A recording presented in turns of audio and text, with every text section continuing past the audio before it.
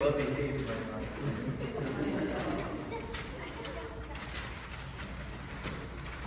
now. Okay, everyone, thank you so much for coming, and most importantly, thank you for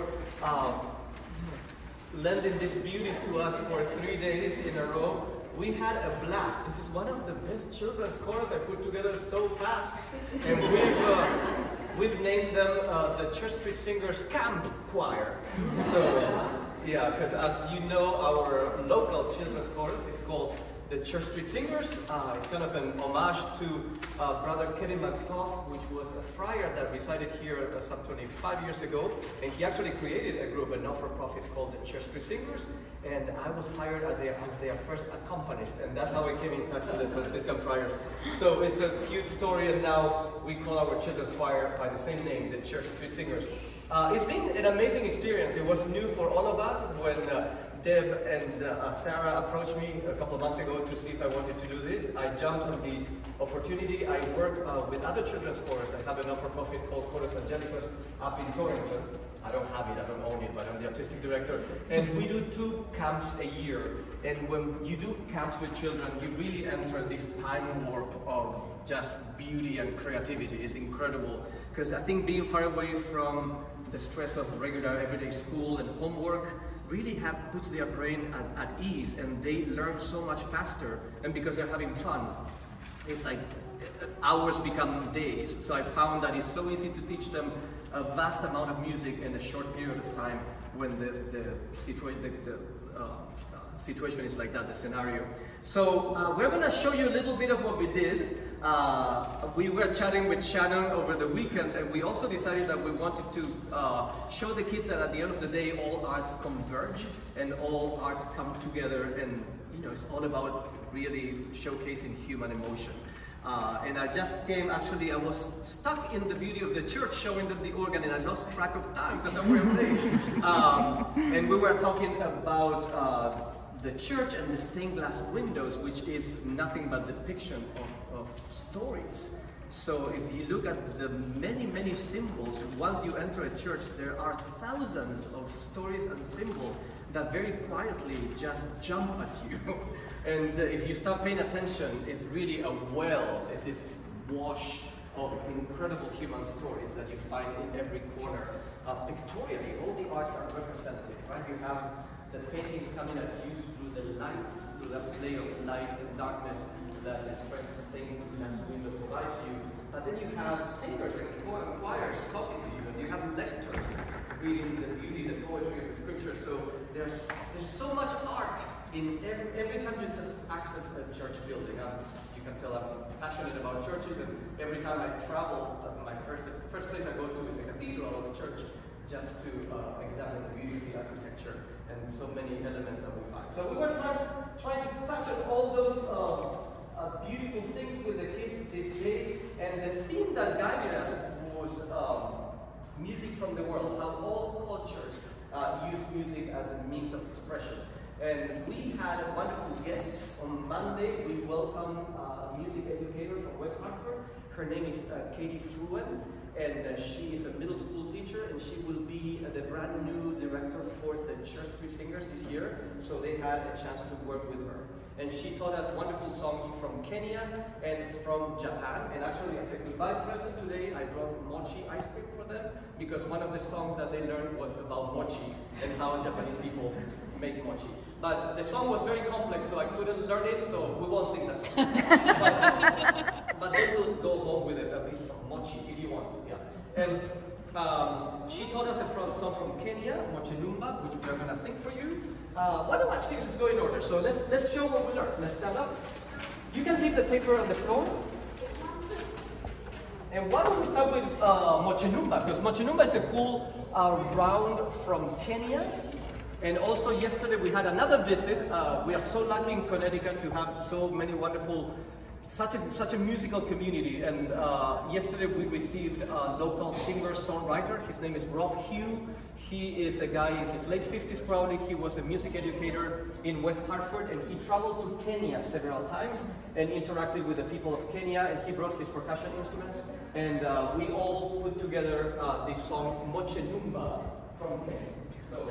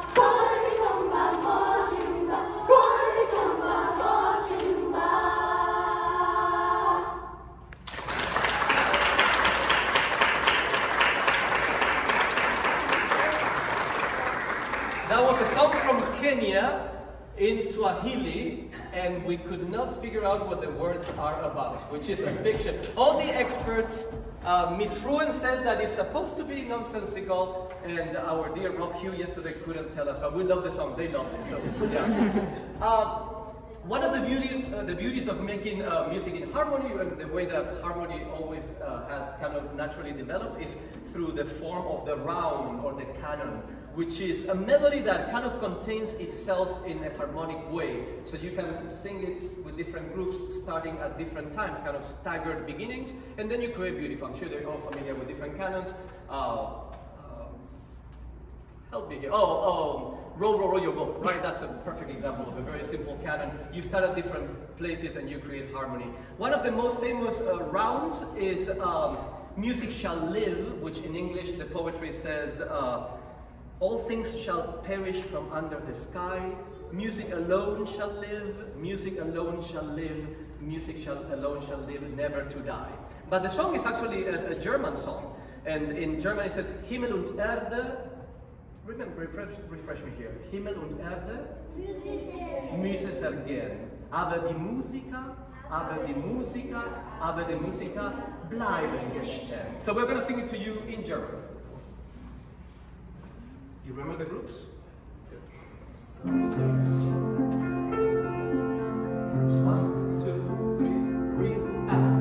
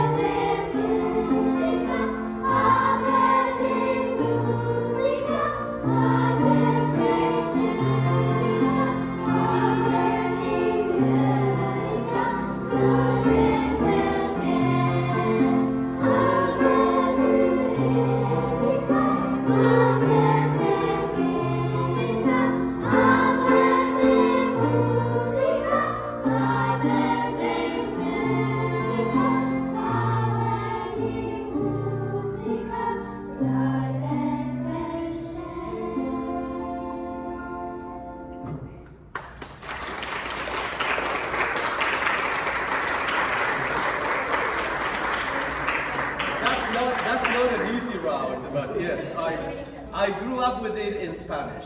And I'm forgetting the words. I carry the music in my heart. Yeah, that's in Spanish. Yeah. The other song that we learned, help me here, which one? We have so many. Oh, we have the Japanese one, not the one about mochi ice cream, but we have one that is apparently nonsensical words, but it's a Japanese song to play rock, paper, scissors, right? So we have it for you. Ready? Don't speed up. Don't speed up. One.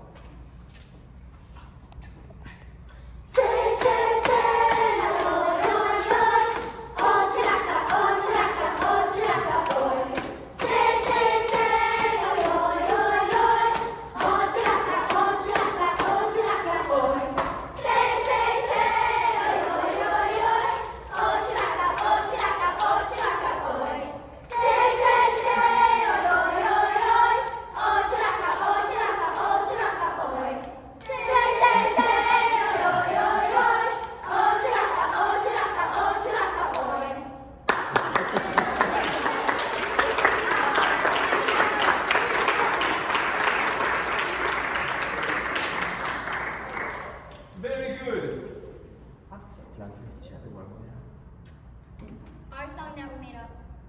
Awesome. Yes. Yeah, of course. The paper one.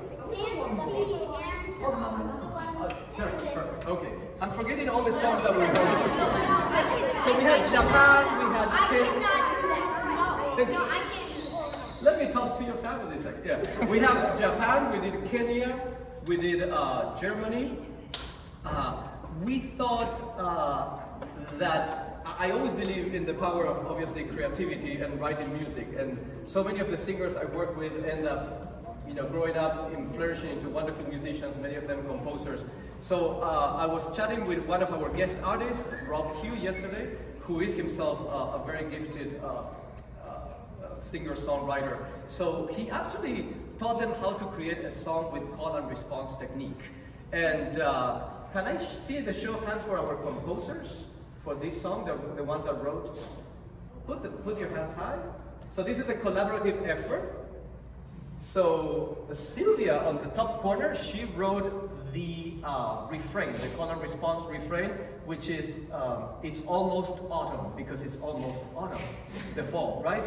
So, and then each one of the other hands that were raised, they wrote little verses that go in between. So the refrain that Sylvia wrote, do, sol, mi, do, it's almost autumn. That's what she wrote, and then you will hear kind of a back and forth with call and response. Are we ready to do it? Yes. Yes. And they also developed their own kind of like mnemotechnique technique using body gestures. So it was really fun to observe the whole process, how it developed. Ready, guys? So we're gonna do tracks. Well, I'm gonna. You don't hear. Wait, the two solos are dum dum dum dum dum dum. Right? Yeah. Ready to start? 1, 2, 1, 2, go. All the grass is dry now. It's almost autumn. The leaves are changing color. It's almost autumn. The acorns are falling. It's almost autumn. The wind is blowing harder. It's almost autumn. School starts in September. It's almost autumn. The grass is dry. It's almost autumn. The leaves are changing color. It's almost autumn. The acorns are falling. It's almost autumn. The wind is blowing harder. It's almost autumn. School starts in September. It's almost autumn. Beautiful.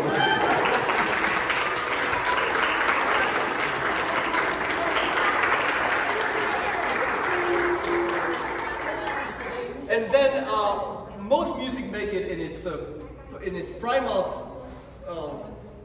gestation, right? It starts as call and response. Another song, the song that we started with actually, is one that I loved. For years I worked with the Main Street Singers of New Britain, which was a group conducted by Dr. Mary Ellen Janda, one of the music educators at UConn.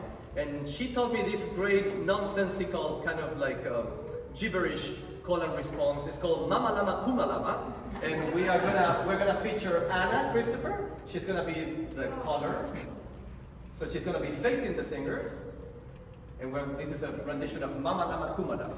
But I'm gonna do the opening spoken word because I like to perform. Ready? Mama Lama, Mama Lama Kuma Lama.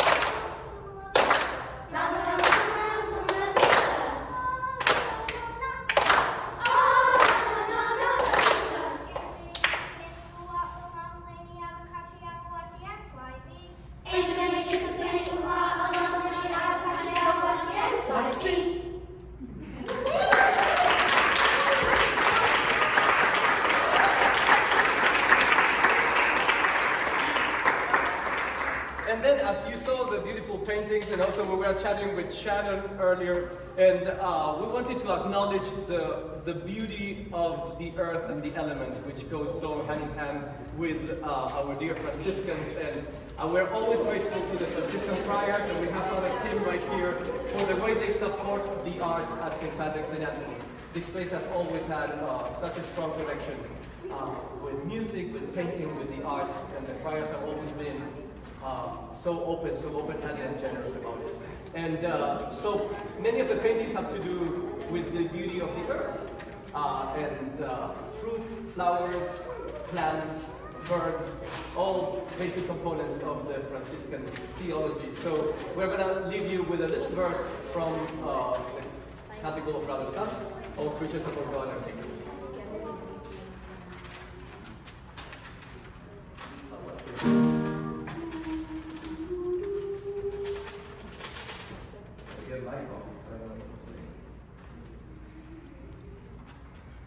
Well, I'll read with you. Ready? Ready? 1, 2. Dear Mother.